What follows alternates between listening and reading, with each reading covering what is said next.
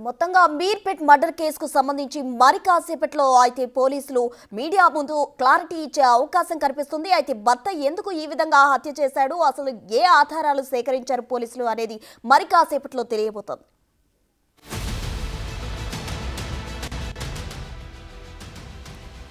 Breaking news చూస్తున్నాం. తెలుగు రాష్ట్రాల్లో సంచలనంగా మారిన భర్త భార్యను కిరాతకంగా ఉడకబెట్టిన ఘటన మీర్పేటలో చోటు చేసుకుంది. ఒకే గ్రామానికి చెందిన భర్త భార్యపై అనుమానంతో ఆమెను చంపినట్టు తెలుస్తుంది. రంగారెడ్డి జిల్లా మీర్పేట పరిధిలో భార్యను కిరాతకంగా చంపి ఉడకబెట్టిన ఘటన తెలుగు రాష్ట్రాల్లో సంచలనంగా మారింది.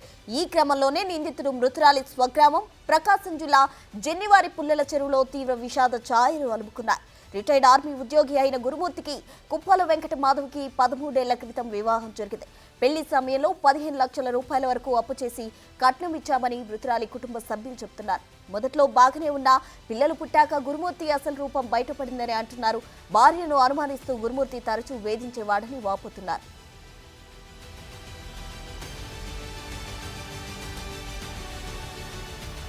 అంతేకాకుండా వెంకట మాధవి తండ్రికి చెందిన కొన్ని ఆస్తులు సైతం గురుమూర్తి బలవంతంగా రాయించుకున్నాడని అంటున్నారు. అనుమానంతో భార్య మాధవిని పుట్టింటికి కూడా పంపించేవాడు కాదని చెప్తున్నారు. ఆర్మీ ఉద్యోగం చేస్తున్న సమయంలోనే గురుమూర్తి తెలంగాణలో స్థిరపడ్డాడని, ఉద్యోగ విరమణ అనంతరం భార్యను మరింత వేధించేవాడని తెలిపారు.